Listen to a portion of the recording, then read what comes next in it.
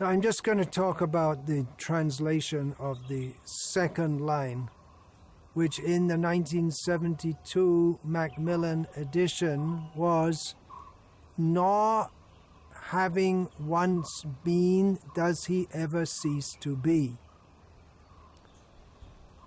Sounds very poetical. It's Hayagriva Prabhu, no doubt, was a very talented wordsmith.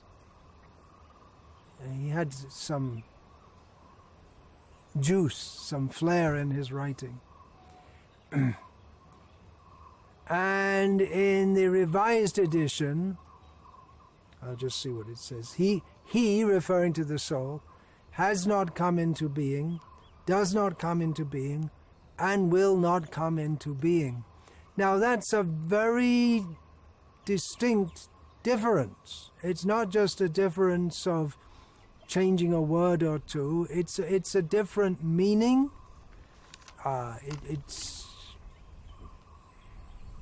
far more words. What's going on here doesn't seem to be right. Or we may say, well, it's obviously wrong. We just can't change what Srila Prabhupada gave and approved of. Let's look at this a little more. Now we know from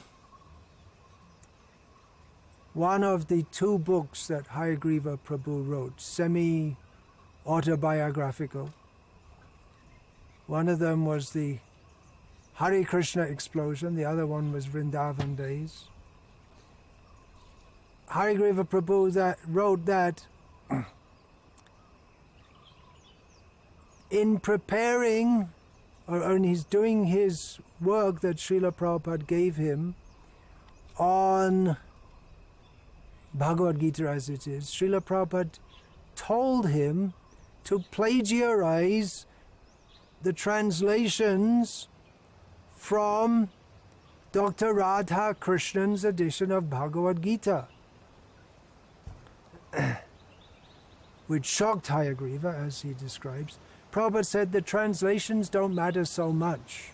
You just put in those translations. Because of course we know Srila Prabhupada was very much against some of the comments that Dr. Radha Krishnan made in his own commentaries, Dr. Radha Krishnan's commentaries. But Srila Prabhupada said that just give those translations. It's all right, the translations are okay.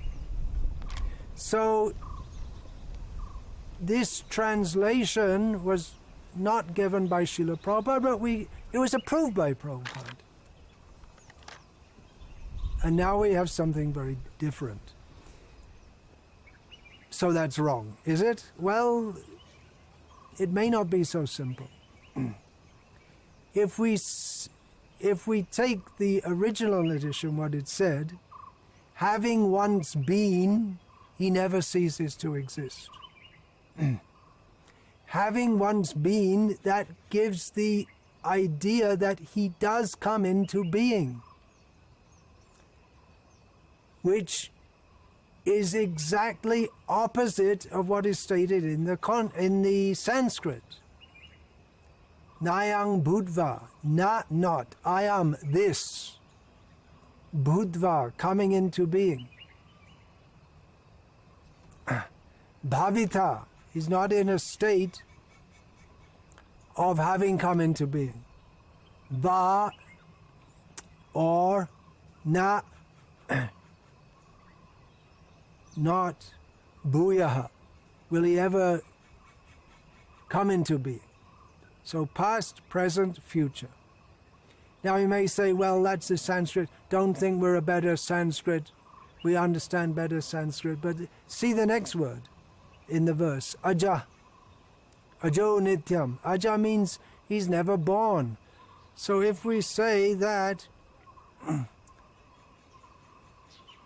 nor having once come into being, which means that he did come into being at some point in time, it's completely opposite to what Krishna says.